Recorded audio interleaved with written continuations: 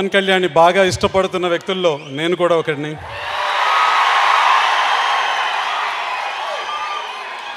మొన్నటి ఎన్నికల్లో పవన్ కళ్యాణ్ పోషించిన పాత్ర ఏంటో మనకు తెలుసు. మరొకరైతే తను పోషించిన పాత్ర ఆధారంగా ఒక పదవిని పొందటం, డబ్బును పొందటం, ప్రస్తుతం ఉన్న రాజకీయ నాయకుల్లా విపరీతంగా డబ్బు సంపాదించే ప్రయత్నం చేస్తుండేవారు. కానీ పవన్ కళ్యాణ్ ఒక కొత్త మార్గాన్ని ఎంచుకున్నారు.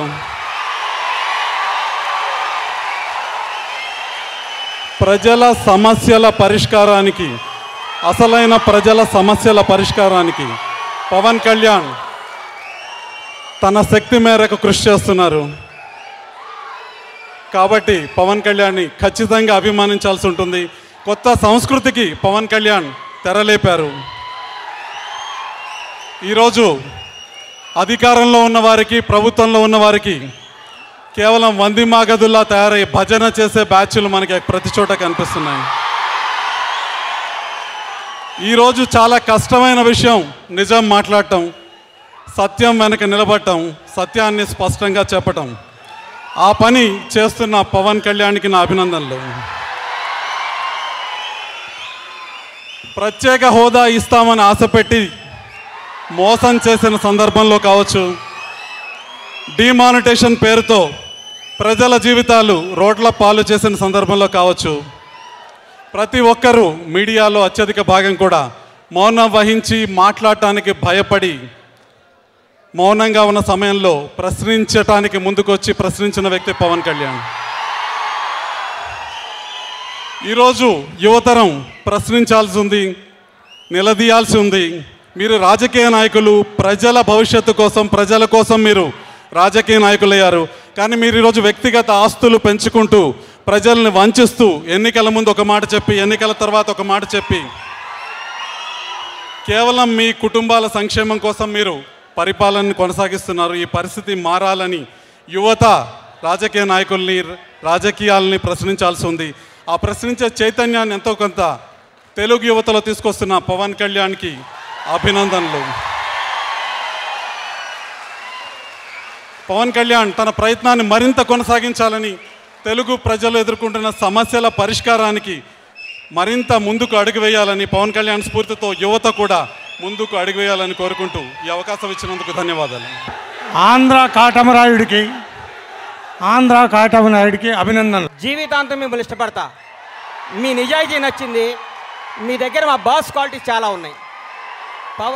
మీ నిజాయితీ నచ్చింది. మీలో అణువణువున మా దేవుడు క్వాలిటీస్ ఉన్నాయి. కాబట్టి సభాముఖంగా మిమ్మల్ని క్షమాపణ కోరుకుంటున్నా.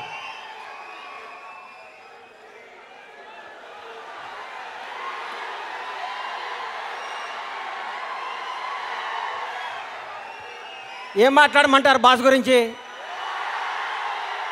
ఎన్నిసార్లు చెప్పమంటారు?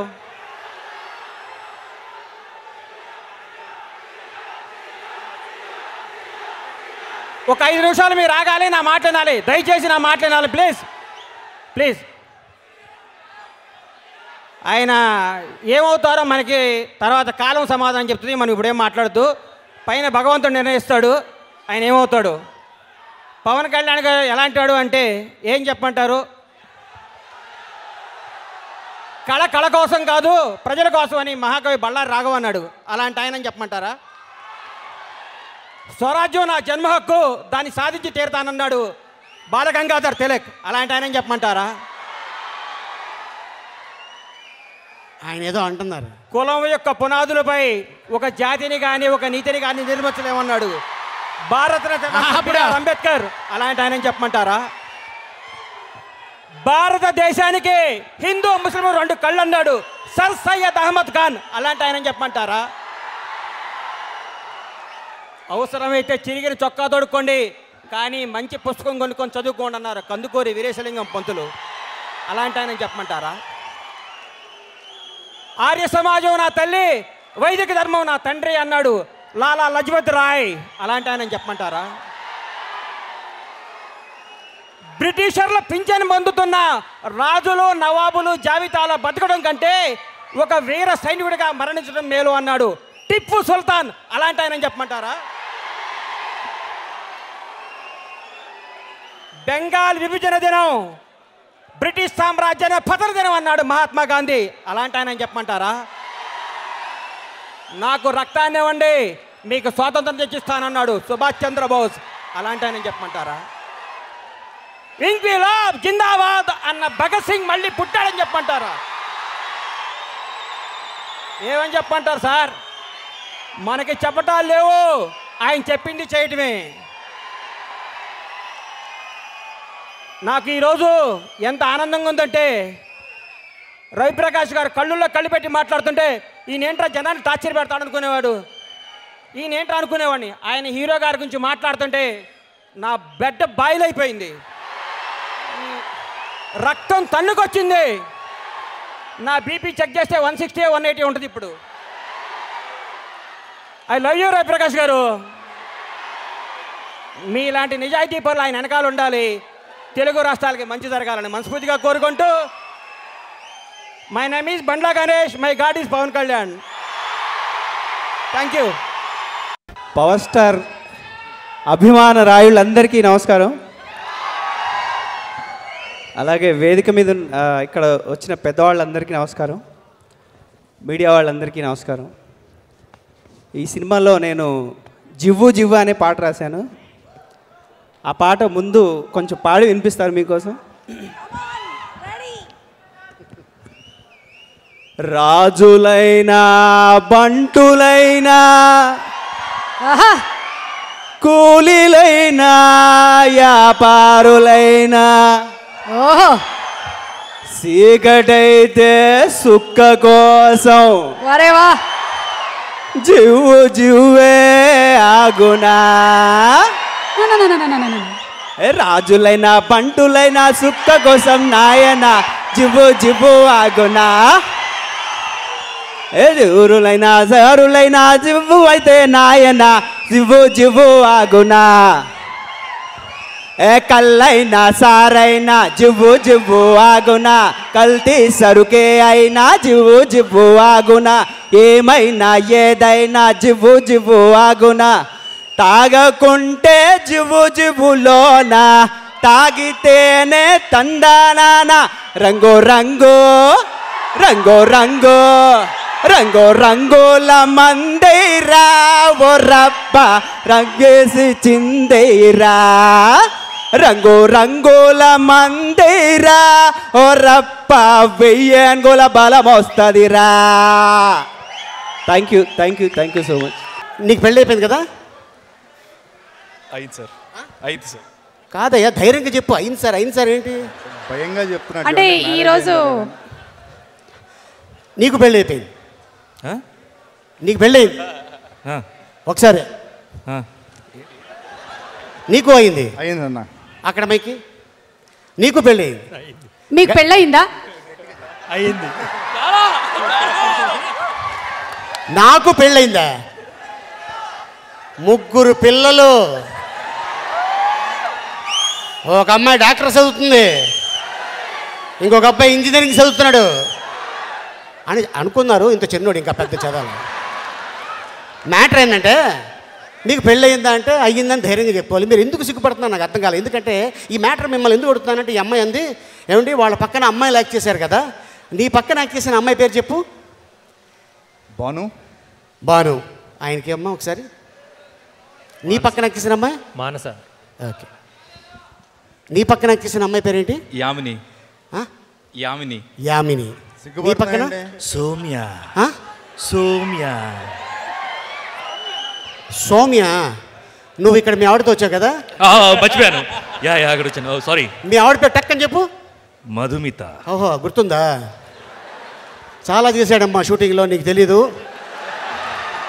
ఇంటికి వెళ్ళిన తర్వాత నువ్వు ఏం పెడతావో బాగా పెట్టమ్మా. అదే, ఎందుకంటే తను నాకు ఎప్పటి నుంచో తెలుసు కాబట్టి చెప్పడం నా బాధ్యత. అది ఏంటో మీ పక్కన నుంచి ఉంటే నేను కొన్ని మర్చిపోతున్నాను సార్. కొన్ని ఫీలింగ్స్ వచ్చేస్తున్నాయి ఇలా. కానీ మా పక్కన ఎప్పటి నుంచో కూడా పవన్ కళ్యాణ్ గారు చాలా సిగ్గుపడేవాళ్ళు. అండ్ మీ గురించి ఇంట్రడక్షన్. పవర్ స్టార్ ఫ్యాన్స్కి గుడ్ ఈవినింగ్. అబ్బాయి సరిపోలా. బేసిక్గా నా కెరియర్ స్టార్ట్ అవటమే ఖుషి సినిమాతో స్టార్ట్ అయింది. ఐఎమ్ హ్యాపీ ఇక్కడ ఉండి నేను మాట్లాడగలుగుతున్నాను. ఆ సీన్ కూడా డైరెక్ట్ చేసింది కళ్యాణ్ గారే. సో ఒక రకంగా ఆయన ప్రాజెక్ట్లో ఫీల్ అవుతాను నేను ఎప్పుడు కూడా. And thank you Dolly sir, Sharath Marar garu and all my friends. Thank you very much. Ajay గురించి చెప్పాలంటే అజయ్ కెరీర్ స్టార్ట్ అయింది ఖుషి సినిమా కాడి నుంచి. దాంట్లో ఆ హీరోయిన్ ఏడిపిస్తుంటే ఒక బద్ద తీసుకొని కొడతాడు చూసారా, ఆ క్యాండిడేటే ఈ క్యాండిడేటు. అలాగే ఇప్పుడు కమల్ కామరాజ్, ఇతని పేరులో కొంచెం ఓ రకంగా ఉంటుంది, కమల్ కామరాజ్ అంట. ఎవడైనా ఒక పేరు పెట్టుకుని నువ్వేంటే కమల్ కామరాజు ఏంటే? సరే, ఇంట్రడక్షన్. కళ్యాణ్ గారి ఫ్యాన్స్ అందరికీ, ముఖ్యంగా అందరూ మమ్మల్ని బాగా అంటే విపరీతంగా ఫాలో చేసి ట్విట్టర్లో, ఫేస్బుక్లో, దాంట్లో అందరూ ఎంతో ఎంకరేజింగ్గా మాట్లాడారు. అందరికీ థ్యాంక్ యూ. నాది ఆల్మోస్ట్ అజయ్ లానే గోదావరి తర్వాత ఒక సినిమా, పెద్ద సినిమాలో చేసే అవకాశం త్రివిక్రమ్ గారు జల్సాలో ఇచ్చారు. ఆ సినిమా తర్వాత చాలా పేరు వచ్చింది. అండ్ మళ్ళీ ఈ సినిమాలో చేయడం అంటే అది అలీ గారితో పాటు సరదాగా అందరితో ఆల్మోస్ట్ ఒక ఫ్యామిలీలా చేసాం. అదే థ్యాంక్ యూ. నీ చేతులు ఆల్రెడీ ఉంది. శివబాలాజీ. హలో,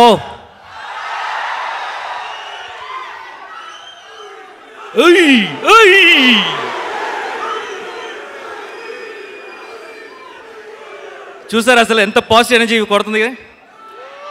సో ఇంత పాజిటివ్ ఎనర్జీ ఉంటే సినిమా ఏమవుతుంది?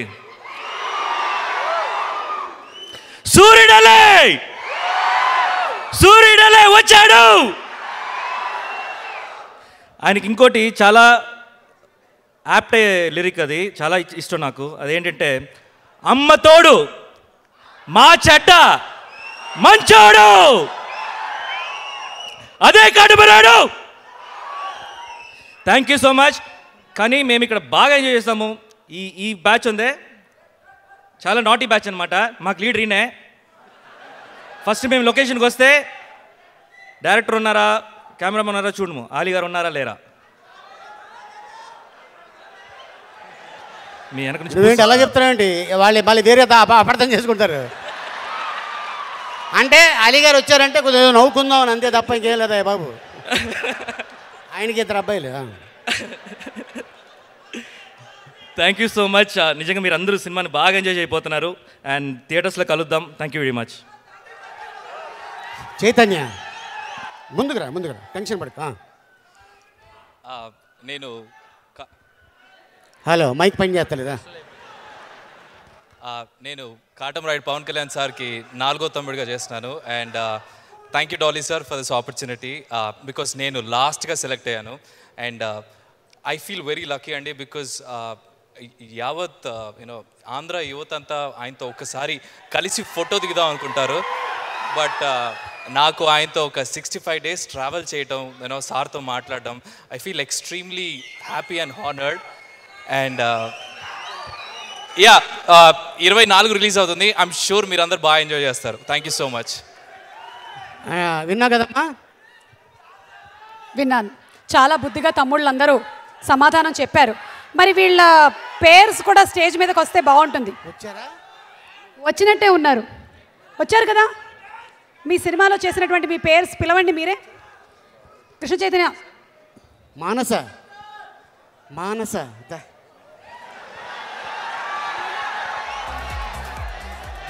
సౌమ్య.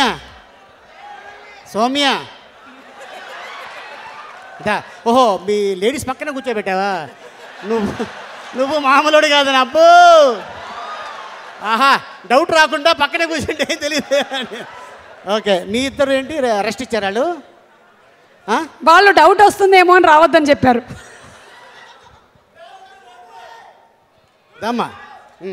ఓకే, ఇప్పుడు వాళ్ళు కూడా వచ్చేస్తే మనం ఆ డాన్స్ పర్ఫార్మెన్స్ చేసేద్దాము. ఓకే, ఆ స్టెప్స్ అన్నీ గుర్తున్నాయి కదా? అలీ గారు లీడ్ చేస్తారు. అలీ గారు, మీరు డాన్స్ లీడ్ తీసుకుంటారు. ఓకే, నేను అదే రింగ్ మాస్టర్ ఉన్నారు కదా, అందుకని ఇప్పుడు సౌండ్ వేస్తే వీళ్ళ అమ్మాయిలతో కలిసి. వాళ్ళేంటి, మీరు కూడా వెళ్ళండి. మీరు కూడా. మీరు కూడా. Very good. Song please.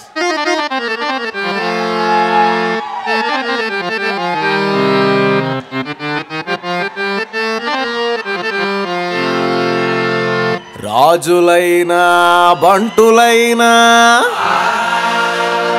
కూలీలైనా వ్యాపారులైనా చీకటైతే సుక్క కోసం జివ్వు జివ్వు ఆగునా.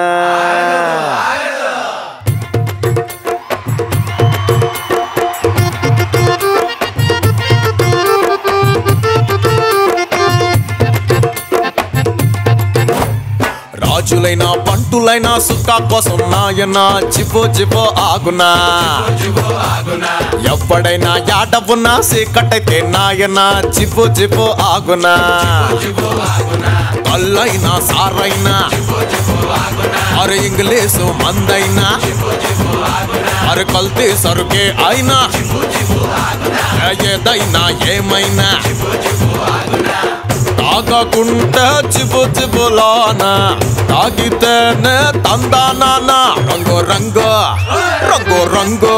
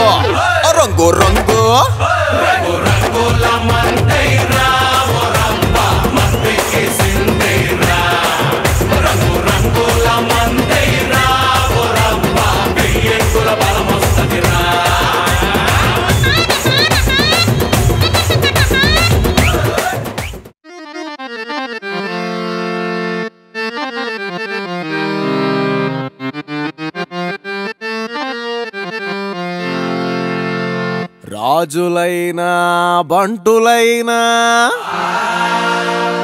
కూలీలైనా వ్యాపారులైనా చీకటైతే సుక్క కోసం జివ్వు జివ్వు ఆగునా.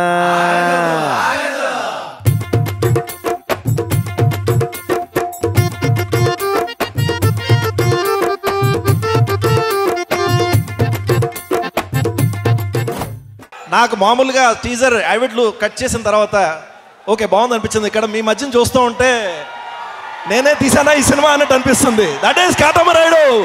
కాటమరాయుడు సినిమా కోసం 1000 కళ్ళతో ఎదురు చూస్తున్న లక్షల మంది ఫ్యాన్స్కి నా సతకొట్టి ధన్యవాదాలు, నమస్కారాలు. నాకు ఒక దేజావులా ఉందండి. మొన్న ఇక్కడ నుంచొని గోపాల ఫంక్షన్ అయింది. ఆ రోజు కళ్యాణ్ గారు చెప్పారు నాకు ఇంకో సినిమా ఇస్తానని. Thank you so much sir. ఆ కమిట్మెంట్తో వెంటనే నాకు సినిమా ఇచ్చారు. ఇది thanks to my team, my crew, my technicians, the cast for supporting me, Sharath garu for being there with me all through this film. Thank you so much. Thank you sir.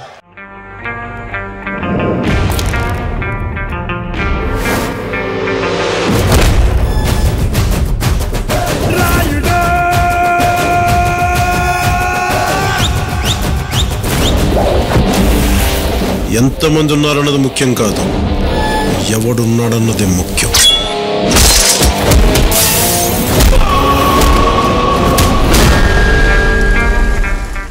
Katamarayudu ఫిలింకి work చేయడం చాలా హ్యాపీగా ఉంది. And that to power star Pawan Kalyan సార్తో second film నేను ఒకటే film చేస్తానో లేదో అనుకున్నాను, బట్ సెకండ్ ఫిలింకి ఆపర్చునిటీ ఇచ్చారు sir. Thank you so much sir, thank you so much.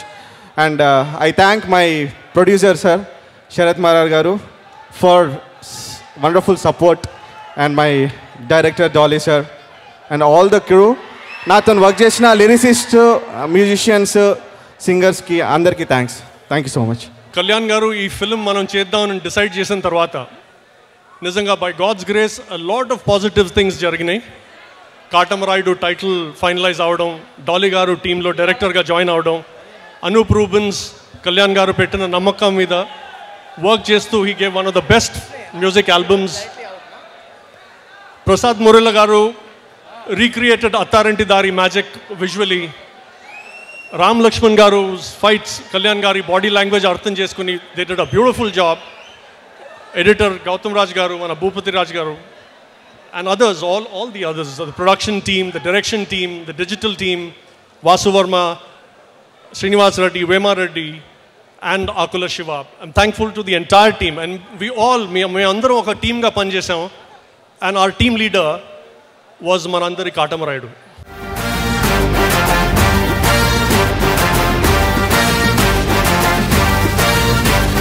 Mira mira mi song, mira mira mi song, mira mira mi song. Meli tipputadu janam kosam.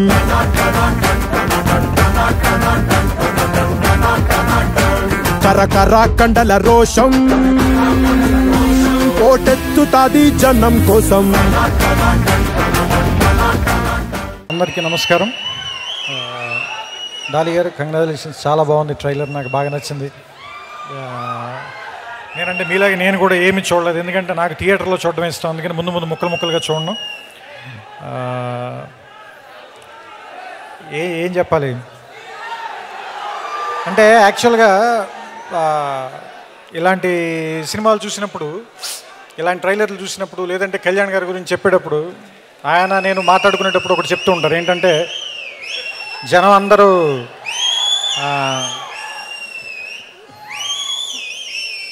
ఒకడెవడో వస్తాడు, వాడు వచ్చి మనందరికీ న్యాయం చేస్తాడు అని అనుకున్నప్పుడు, వాళ్ళు నా వైపు చూసినప్పుడు నాకేం గర్వంగా అనిపించదు. ఎందుకంటే ఇంకా ఎవడో ఒకడు వచ్చి న్యాయం చేయాల్సిన పరిస్థితుల్లోనే జనం ఉన్నందుకు బాధగా అనిపిస్తుంటుంది. సో అలా ఎవరి కోసం వేచి చూడకుండా ఉండే రోజు రావటం కోసం ఎప్పటి నుంచో కొన్ని వందల సంవత్సరాల నుంచి, వేల సంవత్సరాల నుంచి చాలామంది ప్రయత్నిస్తూనే ఉన్నారు. వాళ్ళ వరుసలో ఎక్కడో చివరి నిలబడగలిగే స్థాయి నాకు కూడా భగవంతుడు కల్పిస్తే అంతకంటే గొప్పది మరేం లేదని చెప్తుంటారు ఆయన. ఎందుకంటే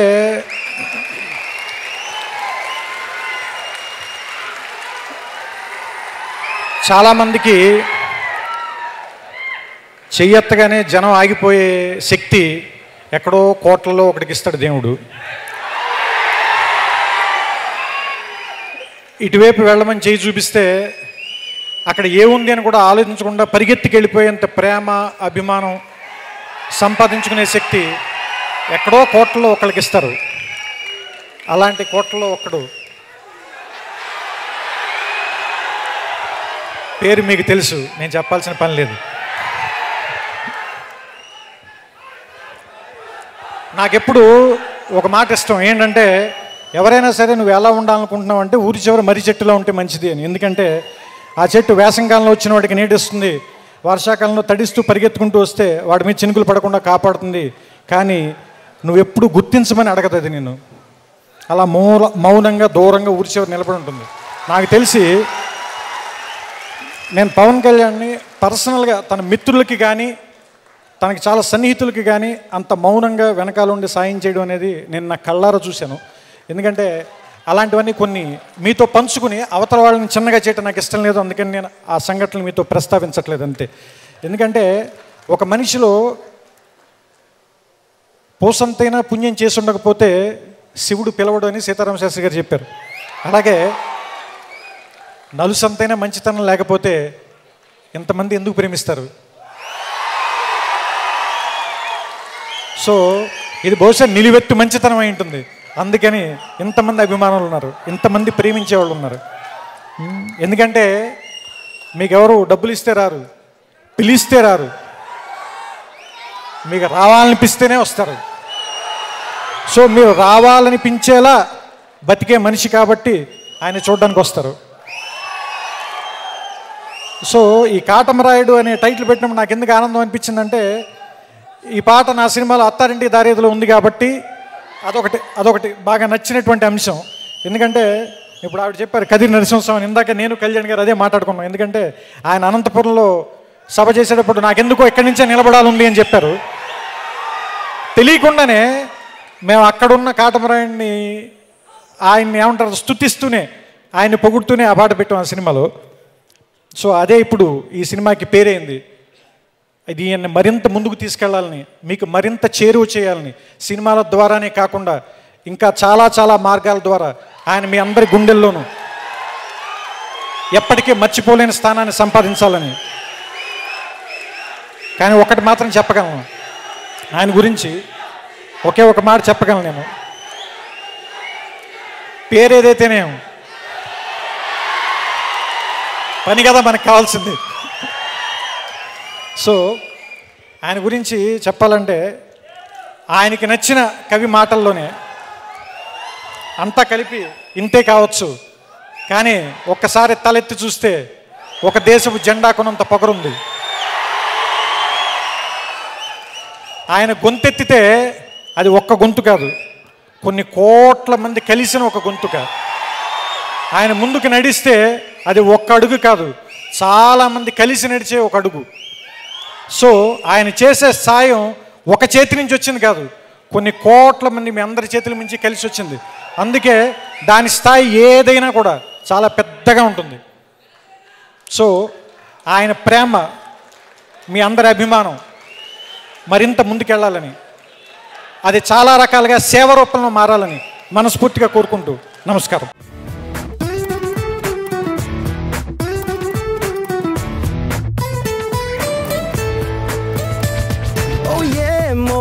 ఏమో ఏంటో ఏమయ్యిందో ఏమో ఏంటో ముల్ల తీగ మీద మళ్ళీ పూసేసిందేంటో. ఓ ఏమో ఏంటో మొత్తం దారి మారిందేంటో. నల్ల రాతి గుండె మీద సీతాకోకేంటో. చిరచిరలాడే కంట్లో చక్కర దారేంటో. చినుకులు చూడని ఇంట్లో తేనెలవానేంటో. ప్రతిదానికి ఇంక కారణంగా నిన్ను చూపుతుంది లోకం. నీకైందేంటో నే చేసిందేంటో ఏమో ఏంటో. నాకు మీరంటే మీలో చాలామంది అభిమానులు మన అభిమానులు రాలేకపోయారు. చాలా చిన్న ఆడిటోరియం అవటం వల్ల మనకు 25,000 మంది పట్టిన ఆడిటోరియం పెట్టుకున్నా కానీ ఇంకా స్థలం సరిపోకపోవడం వల్ల చాలా సమస్యలు ఉంటాయి. కానీ రాని ప్రతి ఒక్క అభిమానులందరికీ పేరు పేరున నేను మీకు క్షమాపణలు తెలుపుకుంటున్నాను.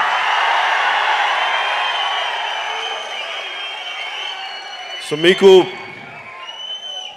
పెద్ద ఫంక్షన్ చేద్దామని అన్నా కానీ నేనే వద్దన్నా. దానికి కారణం ఏంటంటే ఎంత చేసినా కానీ సరిపోదు. నాకు మీలో దెబ్బలు తగిలినా, లా అండ్ ఆర్డర్ ఇష్యూస్ వచ్చినా, ఇవన్నీ భయంతో మనం ఎంతైతే కంట్రోల్ చేయగలనో కొంచెం ఇబ్బందులు ఉన్నా కానీ, చాలామంది ఆశాభంగం చెందినా కానీ టీవీలో చూసుకోవచ్చు అని చెప్పి నేనే మీ అందరి క్షేమం కోసం చిన్నది పెట్టాను. కానీ మీ మీద ప్రేమ తక్కువ అయితే కాదు. దయచేసి ఇక్కడికి రాలేకపోయిన అభిమానులందరికీ, నా సోదరులందరికీ, నా సిస్టర్స్ అందరికీ, నా అక్క చెల్లెళ్ళందరికీ, ఆడపడుచులందరికీ, యువ మహిళా శక్తికి, ప్రతి ఒక్కరికి నా మనస్ఫూర్తిగా నా క్షమాపణలు తెలియజేసుకుంటున్నాను. మీ అందరూ మా కోసం అని చెప్పి ఇలా చేయాల్సి వచ్చింది. అంటే నాకు సినిమా అనేది నాకు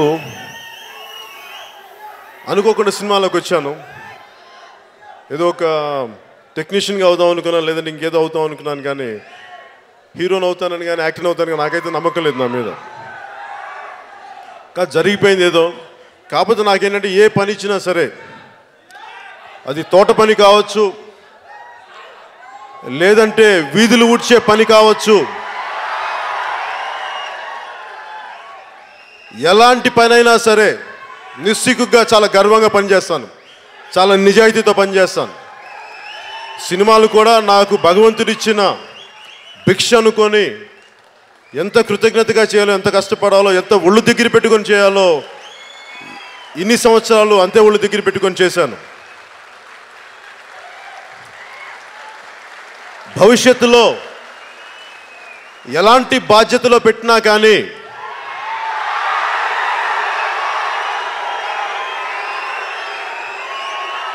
అంటే మీరన్న మాటలు నాకు వినిపిస్తాయి,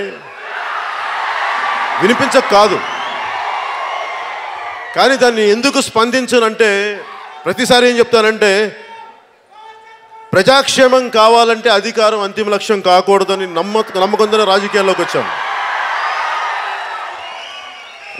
జరిగిందా మంచిది, జరగలేదా ఇంకా మంచిది, అంతే. అంతేగాని దాని మీదే నేను ఉండాలి అని కాదు. మీ అందరి భవిష్యత్తు బాగుండాలి. ఎందుకంటే నా బిడ్డ ఒకటి, మీ బిడ్డలు ఒకటి కాదు, మనందరి బిడ్డలు ఒకటి.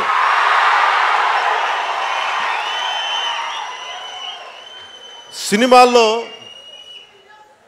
నాకు మొదటిసారి సినిమా అయిపోయింది. ఎక్కడమ్మా ఇక్కడమ్మా అని సినిమా అయిపోయింది. తర్వాత గోకులను సీతని చేశాను. నాకు త్రివిక్రమ్ గారికి పరిచయం అందరూ అత్తారే మన జల్సా సినిమా అనుకుంటారు, లేదంటే అత్తడు సినిమా స్క్రిప్ట్ ముందు అనుకుంటారు. కానీ యాక్చువల్గా ఆయన అసిస్టెంట్ రైటర్గా ఉన్నప్పుడు నేను హీరోని. ఆయన గోకులం సీతకి ఆయన అసిస్టెంట్ రైటర్. నాకు అప్పటి నుంచి తెలుసు త్రివిక్రమ్ గారు. కాకపోతే నా పరిచయం లేదు అంతగా. ఆయన పోసాని మురళి గారు అసిస్టెంట్ అని తెలుసు.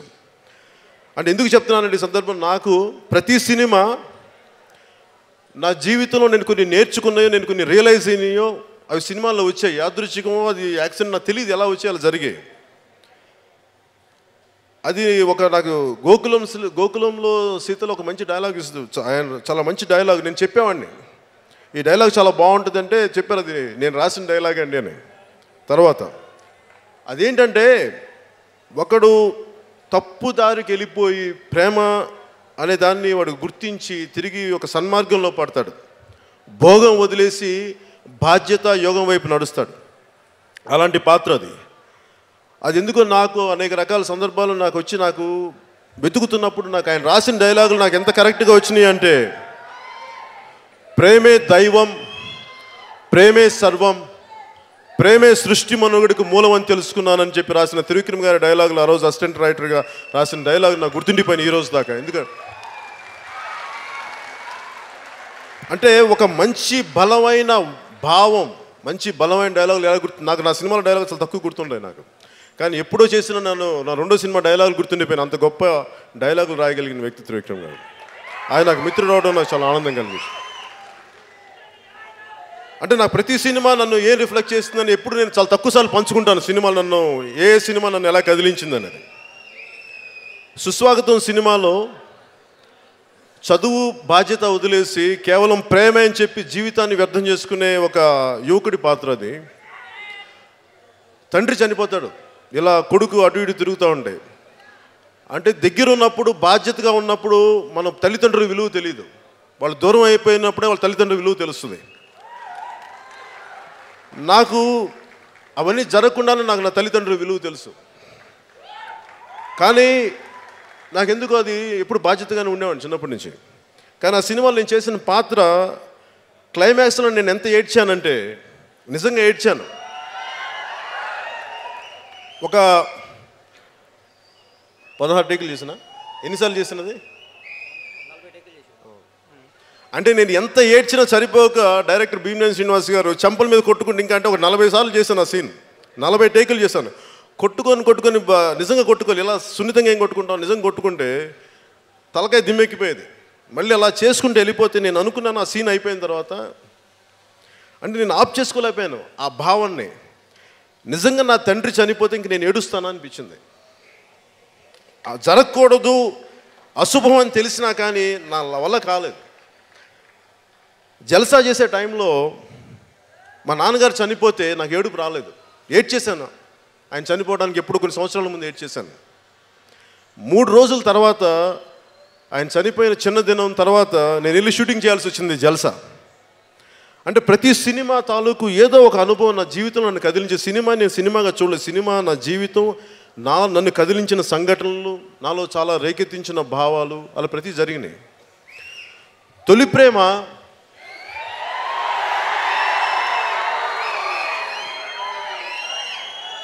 నేను అనుకున్నాను. తొలి ప్రేమ ఎంతసేపు, ఒక వయసులో ఎంతసేపు ఏముంటుంది మనకి, ప్రేమించాలి, అమ్మాయిల చుట్టూ తిరగాలి, వాళ్ళని గుర్తించాలనుకుంటా. కానీ అప్పటికి నాకేమనిపించిందంటే, బాధ్యత లేని ప్రేమ ఏం ప్రేమ అనుకున్నాను. అంటే బాధ్యతలు విస్మరించి అమ్మాయిల చుట్టూ తిరిగి, లేదా అమ్మాయిలు అబ్బాయిల చుట్టూ తిరిగి బాధ్యతల్ని మర్చిపోతే మరి మనం తల్లిదండ్రులకి ఏం చేసినట్టు అనే ఆలోచన నాకు కలిగినప్పుడు తొలి ప్రేమ స్క్రిప్ట్ ఎవరో ఒకరు తీసుకొచ్చారు, నా కరుణాకరణ్ అనే వ్యక్తి. సో అలా నా ప్రతి సినిమా నాలో కదిలే భావాలకి ఏదో ఒక రూపంలో సినిమా రూపంలో బయటకు వచ్చాయి.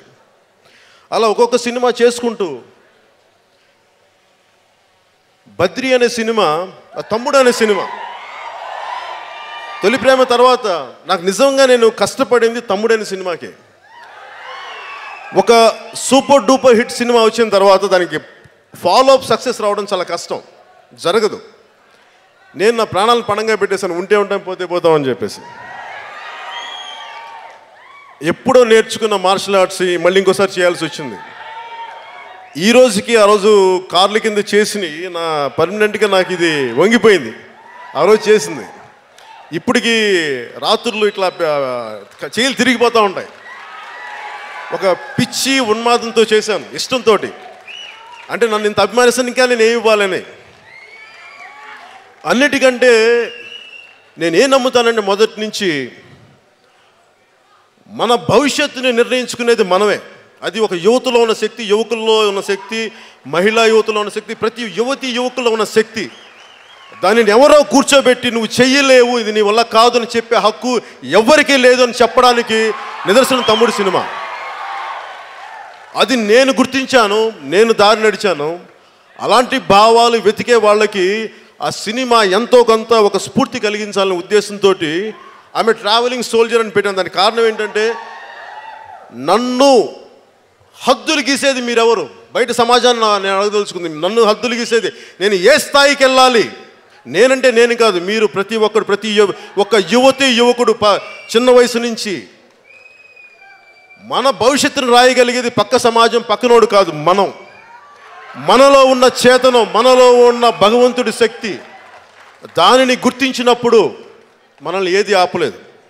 నేను అది చెప్పదలుచుకున్నాను. ఆమె అంటే మీరెవరు నన్ను ఆపడానికి? నా గ్రోత్ ఎంత? నేను అనుకున్నంత, మీరు అనుకున్నంత కాదు. నేను అనుకున్నంత నేను ఎదుగుతాను, మీరు అనుకున్నంత నేను ఎదగను.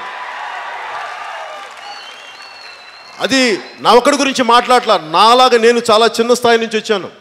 ఇప్పటికీ చిన్న స్థాయిలోనే ఉండటం ఇష్టం. ఆలోచన విస్తృతి పెద్దగా పెంచుకుంటాను, కానీ ఇక్కడ మటుకు అడుగులు భూమికి తాకి ఉండాలని కోరుకుంటాను. భూమికి బలంగా అతుక్కుపోయి ఉండాలని కోరుకుంటాను. అది నేను పంచుకున్నాను తమ్ముళ్ళు. బద్రీలో ఏం పంచుకున్నానంటే ఇద్దరు అమ్మాయిల్ని కాదు, అది మీరు గుర్తుంచుకోండి. బద్రీ పేరుకి ఇద్దరు అమ్మాయిలు ప్రేమించిన కథ అయినప్పటికీ దాంట్లో నాకు ఆ విలన్ క్యారెక్టర్ ఉంటుంది, అమ్మాయి అన్నయ్య క్యారెక్టర్.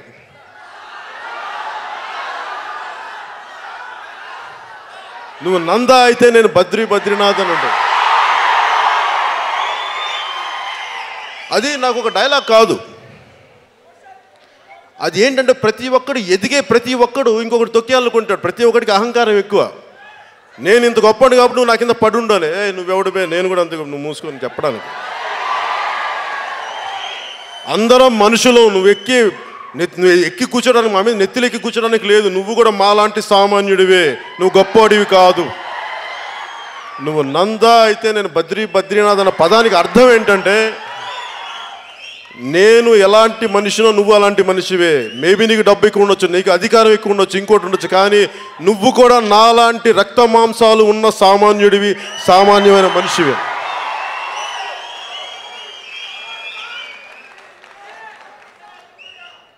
ఖుషీ సినిమాకి వచ్చేటప్పటికి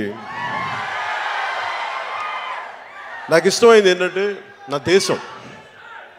నా దేశాన్ని ఎంత ప్రేమించాలి అదొక్కటి చెప్పదలుచుకున్నాను. మిగతా లవ్ స్టోరీస్ ఎన్ని ఉన్నా కానీ ఏ మేరా జహా అనేది నా దేశం. నా దేశాన్ని, అది నా కాలేజ్ అవ్వచ్చు, నా కాంపౌండ్ అవ్వచ్చు, నా ఇల్లు అవ్వచ్చు, నా లొకాలిటీ అవ్వచ్చు, బయట వాళ్ళు ఎవరో వచ్చి ఇక్కడ మీరు డిసైడ్ చేయడానికి మీకు సంబంధం లేదు. నా దేశం, నా ప్రాంతం, నా ఏరియా, మీకు సంబంధం లేదు. అది చెప్పడానికి ఏ మేరా జహా. అలా ఒక్కొక్క సినిమా.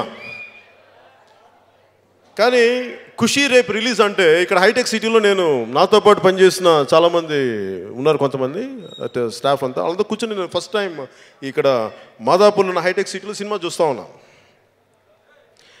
సినిమా మధ్యలో దాన్ని ఇంగ్లీష్లో ప్రెమానిషన్ అంటారు, లేదంటే అది కీడా. ప్రెమానిషన్ అంటే ఆపద శంకించడం అంటాను, కీడు శంకించడం ప్రెమానిషన్ అంటారు. సినిమా చూస్తుంటే నాకేమనిపించిందంటే, మధ్యలో ఇంటర్వెల్ మధ్యలో అరే నీకు రాబోయేది కొన్ని సంవత్సరాలు గడ్డుకాలం ఉంటుంది, చాలా కష్టాలు ఉంటాయి, నీకు చాలా ఇబ్బందులు ఉంటాయి అని నాకు ఏదో విపరీతమైన భావన కలిగిపోయి నీరసం వచ్చేసింది, బాధ వచ్చేసింది. బయటకు వచ్చేసాను. బయటకు వచ్చి నాకేం చేయాలో తెలియలే, ఆకలి చచ్చిపోయింది. ఆ రోజు నేను దెబ్బతిన్నది తిరిగి నాకు శక్తి పుంజుకోవడానికి గబ్బర్ సింగ్లో పోలీస్ స్టేషన్ సీన్లో చేస్తే కానీ ఆ శక్తి నేను పుంజుకోలేకపోయాను. ఆ రోజు కోల్పోయిన శక్తి.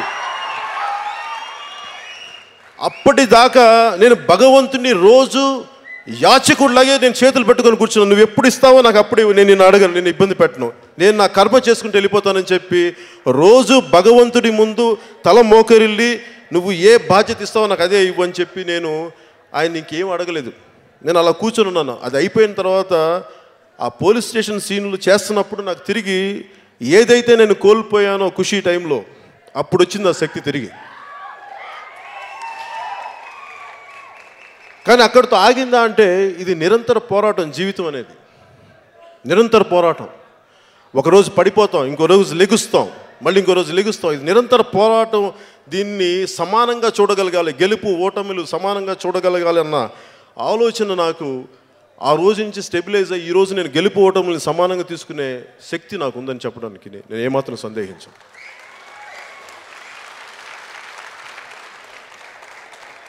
నేను మొన్న హార్వర్డ్లో మాట్లాడుతున్నప్పుడు నేను అందరినీ అడ్రస్ చేసింది ఏంటంటే యుఎస్లో I bow to you all with మీలో ఉన్న దివ్యమైన భగవంతుడి శక్తికి నేను మోకరిల్లుతున్నానని చెప్పానంటే అదేదో డైలాగుల కోసం వీటి కోసం చెప్పి నేను నిజంగా నమ్ముతాను. అది నిజం కాబట్టి, సత్యం కాబట్టి. ఈ రోజున మేమందరం ఒక ఆలోచనతో ఒక కష్టపడడం, ఒక సినిమా తీసాం. మనందరికీ ఆనందం కలగాలని. నాకు ప్రతి సినిమా నేను కష్టపడి చేస్తాను. అది నచ్చుద్దా లేదా నేను బయట చెప్పి నాకు ప్రమోట్ చేయడం నాకు ఇష్టం లేదు. మీకు నచ్చితే మనస్ఫూర్తిగా ఇష్టపడండి, చూడండి. నచ్చకపోతే మీరు ఎలాంటి రిజల్ట్ ఇచ్చి నేను మనస్ఫూర్తిగా తీసుకుంటాను, దాంట్లో ఏమట్టుకు వెనకాడు. కానీ ఈ సినిమాకి శరత్ మరార్ గారి సినిమా చేయాలనుకున్నప్పుడు నాకు అన్ని రకాల మంచి మిత్రుడు ఆయన. సో ఆయన కోసం ఈ సినిమా చేశాను. ఆకుల్ శివ అనే రైటర్ ఉన్నారు. ఆయన ఈ కథని ముందుగా రాయలసీమ ఒక వీరం అనే సినిమాని దాన్ని తెలుగులో డబ్ చేయాలంటే దానికి ఇలా కావాలని రాయలసీమ ప్రాంతానికి బాగుంటుందంటే ఆకుల శివ అనే రాయలసీమ ప్రాంతానికి చెందిన రైటర్ని అడిగి ఆయన రాసిన దాన్ని చేసిన తర్వాత డాలీ గారు డైరెక్టర్గా తీసుకున్నాం. డాలీ గారు చాలా సున్నితమైన దర్శకుడు, చాలా బాగా తీస్తారు సినిమా. నాకు ఆయన సినిమా ఎందుకంటే గోపాల దగ్గర నుంచి ఆయనలో చాలా సున్నితమైన హాస్యం ఉంటుంది. ఆయన హాస్యం నాకు నచ్చుద్ది. ఆయనతో పనిచేయడానికి నాకు ఎప్పుడు ఎదురు చూస్తాను. బాగుంటుంది ఆయనతో అట్మాస్ఫియర్. మొదటిసారి ఈ సినిమా పాత్ర ప్రకారం నేను అన్నయ్యనయ్యాను. నాకు నిజంగా ఈ తమ్ముళ్ళు నచ్చారు. అంటే కథ ఏంటంటే నాకు అమ్మాయిలంటే ఇష్టం ఉండదు, కానీ వీళ్ళు ఆల్రెడీ ప్రేమలో ఉంటారు. వీళ్ళందరూ కలిపి కాటమరాయిని ఎలా ప్రేమలో ముంచేస్తారన్నది సినిమా కథ. సో వీళ్ళ సినిమాలు వీళ్ళ గర్ల్ ఫ్రెండ్స్ పాత్రధారులకి నాకు అందరి పేర్లు గుర్తులేదు, క్షమించాలి. ప్రతి ఒక్కరికి పేరు పేరున ఈ సినిమాలో నటించిన నటీమణులందరికీ, అలాగే ఫైట్ మాస్టర్ రామ్ లక్ష్మణ్ గారికి, ఎడిటర్ గౌతమ్ రాజ్ గారికి, ఆర్ట్ డైరెక్టర్ బ్రహ్మకర్ల గారికి, మిగతా టెక్నీషియన్స్ అందరికీ ప్రతి ఒక్కరికి పేరు పేరున నా హృదయపూర్వక నమస్కారాలు, ధన్యవాదాలు తెలియజేసుకుంటూ ఆలి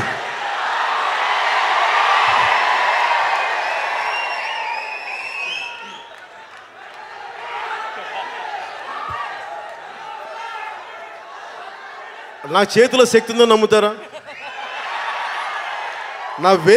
నా వేళ్ళలో శక్తి ఉంది, నమ్ముతారా? నేను కదిలించకుండా డ్యాన్స్ చేయగలను తెలుసా, తాకుండా డ్యాన్స్ చేస్తాను అంటారు.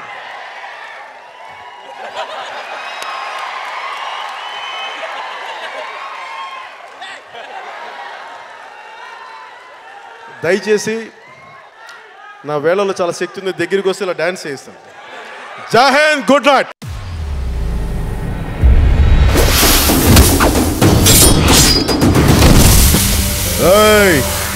నన్ను రెచ్చగొట్టకండి రా.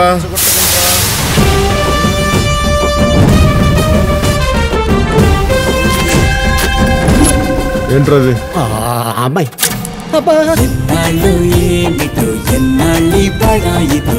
అమ్మాయిలు చాలా డేంజర్ రోయ్, చాలా డేంజర్ రోయ్.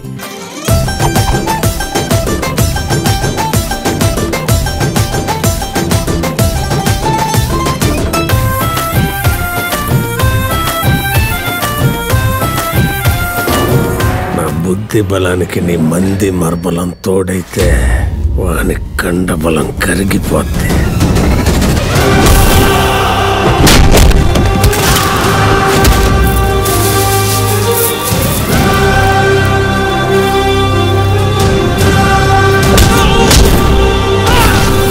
సూర్యుడల్లే వచ్చాడు మన అందరి కాటమరాయుడు.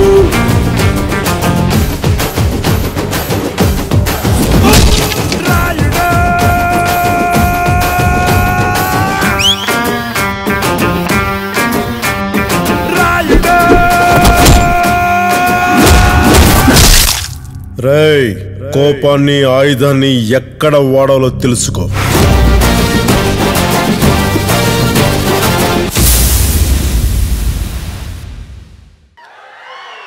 ఒక సూపర్ డూపర్ హిట్ సినిమా వచ్చిన తర్వాత దానికి ఫాలో అప్ సక్సెస్ రావడం చాలా కష్టం, జరగదు. నేను నా ప్రాణాలను పణంగా పెట్టేశాను, ఉంటే ఉంటాం పోతే పోతాం అని చెప్పేసి. ఎప్పుడో